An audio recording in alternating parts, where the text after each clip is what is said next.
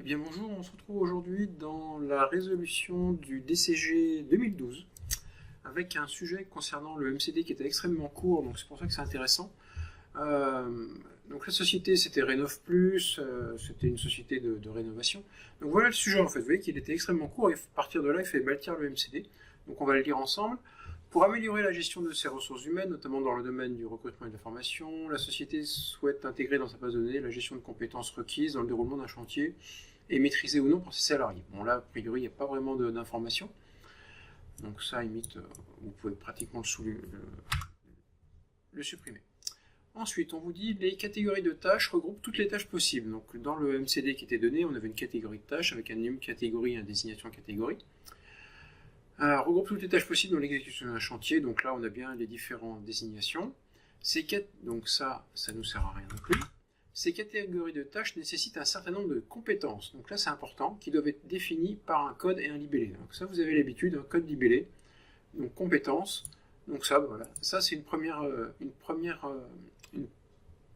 entité qu'il va falloir gérer. Donc, je vous l'ai préparé.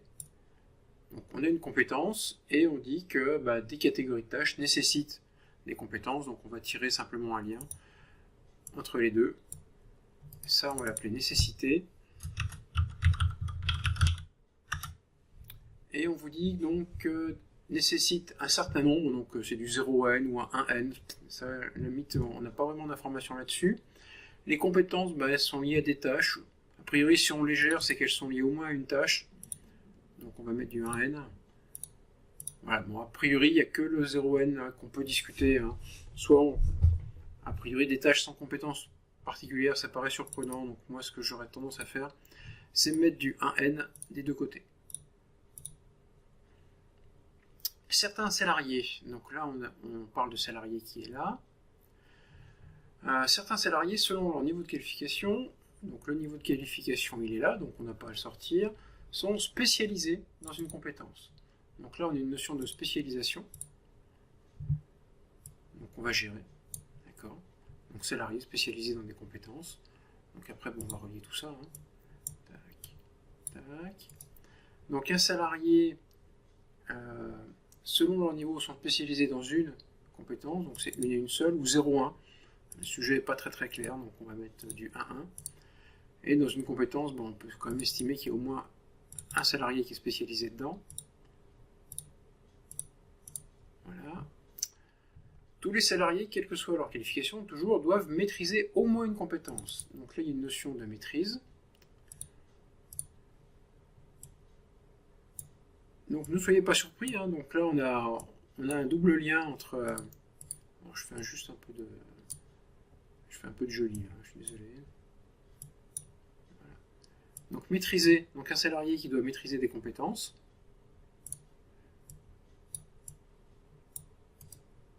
Pas très joli, mon outil n'est pas forcément top là-dessus. Voilà, donc un salarié, il maîtrise des compétences, on lui dit quoi? Doivent maîtriser au moins une compétence, donc c'est du 1n.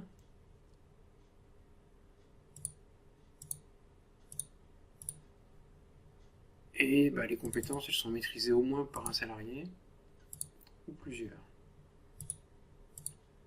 Alors je m'aperçois, donc maintenant là on parle de maîtrise, et de spécialiser. Est-ce que tous les salariés sont spécialisés dans une compétence? A priori, la réponse est non, puisque là, si on relie un peu plus finement, on voit tous les salariés, quel que soit certains salariés, selon leur niveau de qualification. Donc il y en a qui sont spécialisés ou d'autres pas, donc là, j'aurais plus tendance quand même à mettre du 0,1. En effet, pour s'adapter à la demande et donner plus de souplesse à la planification des cas, ça limite, on s'en moque. Donc ça c'est du baratin, qui ne sert pas à grand chose dans notre analyse. Voilà, donc là on a traité le premier paragraphe.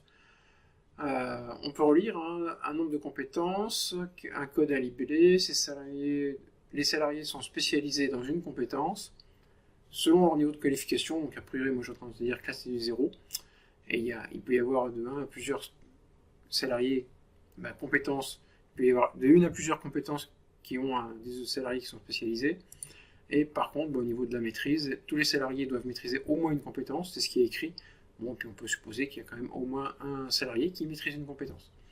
Voilà, donc là on a terminé avec le premier paragraphe et on va se retrouver dans la deuxième vidéo pour traiter le deuxième paragraphe qui est un peu plus technique. Merci.